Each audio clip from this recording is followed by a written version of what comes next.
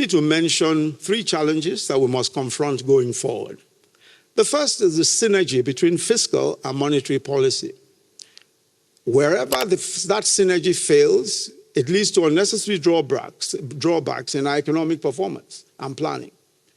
What imports are eligible for foreign exchange must agree with the fiscal ambitions for manufacturing and industry.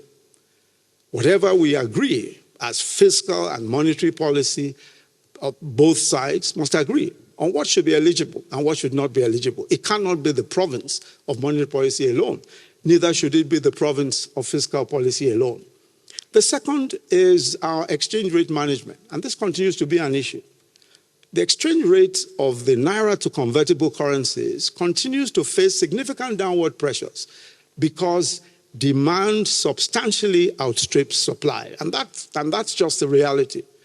On one hand, we have tried demand management and rationing, which has not really worked because fixing the price while the parallel market reveals a massive arbitrage merely creates the opportunity for massive rents.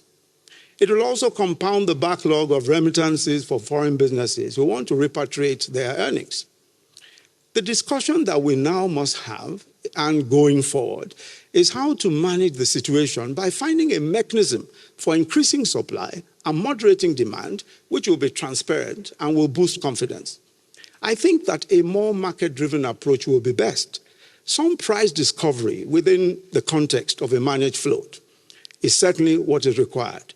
Some efforts at controlled price discovery that had been made in the past, and the CBN has a history of several of these efforts. They include the foreign exchange market, FEM, the interbank foreign exchange market, IFEM, and then various iterations of the Dutch auction system, whole Dutch auction system, retail Dutch auction system.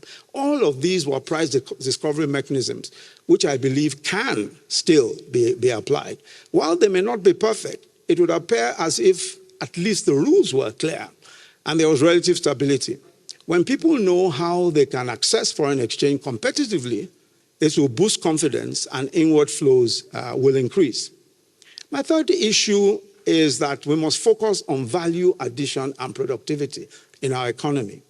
This happily is well articulated in our medium-term economic plan 2021 to 2025. We must, in doing so, loosen the generalized restrictions on trade. Blanket import restrictions are a dampener on economic activity because a lot of items that might be needed in manufacturing might be affected with a consequent negative impact on value addition in the economy.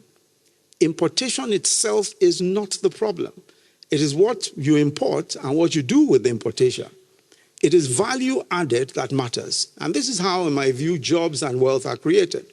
Many countries who manufacture are actually huge importers, and they import far more than Nigeria. Let's take, for example, garment manufacturing in Bangladesh, the world's leading garment manufacturer.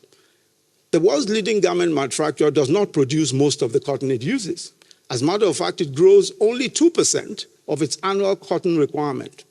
In 2019, Bangladesh imported $11.8 billion worth of textiles and apparels, while it exported $37.94 billion worth of garments in the same year. So it's clear that there's nothing wrong with importation if you are going to add value and you are going to export. And I think that we should focus on doing that.